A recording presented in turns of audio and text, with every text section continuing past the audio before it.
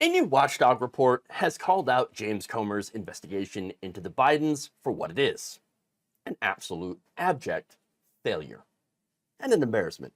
Now, according to the Congressional Integrity Project, James Comer's investigation was overhyped. Now, these allegations, of course, against Joe Biden involve bribery, corruption, and yet have still not been backed up by any sort of hard evidence. In fact, here's what the Congressional Integrity Project writes. After months of political stunts, dozens of hearings, transcribed interviews, and memos, and despite hours on Fox peddling conspiracy theories, Comer and his MAGA crew have failed to find a single shred of evidence linking President Biden to any of their lurid accusations. In fact, Republicans have been forced to walk back claim after claim. Now, one of the examples they cite is Comer saying at his first press conference that he had evidence of federal crimes committed. Oh, really? You have evidence of that? And yet, again, first press conference, right? As of now, we have not seen any of that evidence. He then later on said, oh, we're looking into it. But no, wait, you've been looking into it all this time, and you said actually that you had evidence of that. No, we're just looking into it, though. Oh, okay. Now, for months, the report also notes that Comer had talked to the media about 4 individuals he claimed were whistleblowers. Turns out, there weren't actually whistleblowers, and there's not 4 of them, there's only 2. They also claimed that they had evidence of a criminal scheme involving Ukraine. However, that was from an FD 1023, which is basically an uncorroborated FBI tip. Just a tip. So basically, I like to kind of compare that to if I were to call up the FBI and say, hey, I heard James Comer eats puppies. I may or may not have evidence of James Comer eating puppies. You might want to help me look into it. You might want to look into it, FBI. Oh, Comer's eating puppies. Okay, well, that would hold just as much weight as this FD 1023, alleging Biden of doing, the type of corruption that is illegal and laid out in these FD 1023s. All right, so again, no evidence, right? In fact, there happens to be evidence that refutes this. The Congressional Integrity Project's report notes that the owner of Ukrainian energy firm Burisma, which centers around much of their allegations, had already rebutted the uncorroborated bribery allegations all the way back in 2019, to which I say, whoopsie. Yeah. And there's yet another oops. In June, during a series of interviews, Comer claimed that the supposed bribery allegations against Biden had nothing to do with Rudy Giuliani. Well, that happens to be not true, because Giuliani himself had taken credit for it.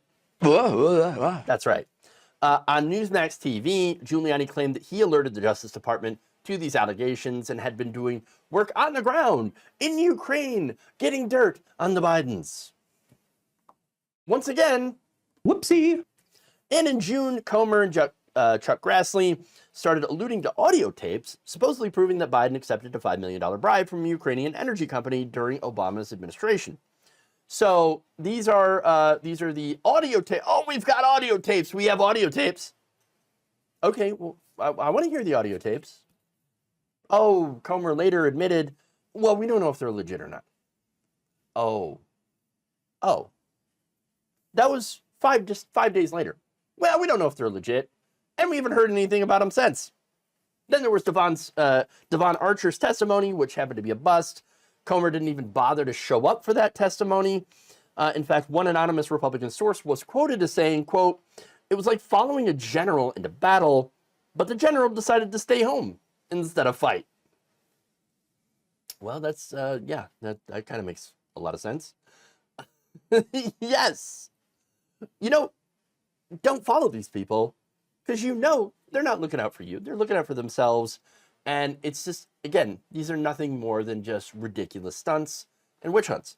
All right, so now, in early August, Comer released a memo claiming Biden supposedly received bribes from foreign countries, including China. But the memo didn't show a direct payment to Joe Biden, because of course it didn't. So again, fail after embarrassing fail. Why? Well, other than the fact that the Republicans love their witch hunts, and by why, I mean, why are they doing this, right? Because they love their witch hunts. Kyle Herrick, the Congressional Integrity Project's executive director, offered another explanation. He said, quote, "Let's be clear why Republicans are doing this in the first place. Donald Trump has been indicted 4 times, and they think that using the machinations of government to conduct their partisan, stunt-filled investigations will convince the American people that Joe Biden is somehow corrupt like Trump. The problem is that facts are facts, and we have the fact that Donald Trump is corrupt and has likely committed numerous crimes. They don't have a single shred of evidence connecting Joe Biden to any wrongdoing." So let me add in that this is also a distraction from the fact that Republicans are actively trying to make people's lives worse. Average people, working people, trans people, etc. Anyone who's not a very, very wealthy donor, essentially. Their job, and by their, I mean the Republican Party, is to protect the rich and powerful. Again, the people that own them, the owner donors. That's why they never talk about the real corruption. Because there is real corruption in the government, okay? That corruption is called money in politics, where you have billionaires, where you have special interest groups, where you have trade groups and associations, corporations, billionaires that pay off our politicians in order to pass laws that favor them. That's the real corruption, and pretty much every politician engages in it. And what do they get for this?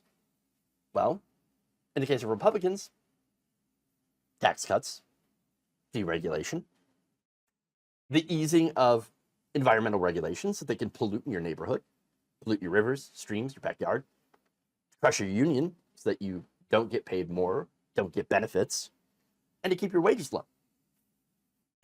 That's the corruption.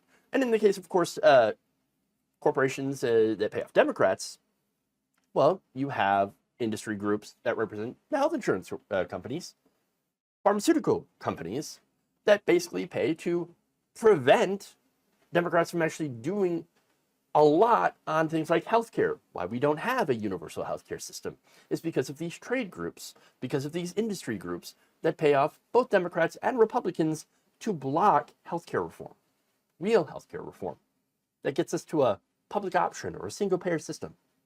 That's the real corruption here. Basically, anything that helps the 1% at the expense of the 99. Okay?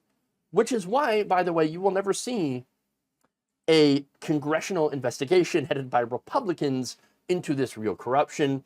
Instead, what you have is this kabuki theater, this dog and pony show, this distraction away from the actual corruption that is, of course, sponsored by our current system, thanks to the Supreme Court, which has allowed this corruption to not only fester, but to spread to all corners of our government, including their own. That's the reality. And that's what they don't want you to know.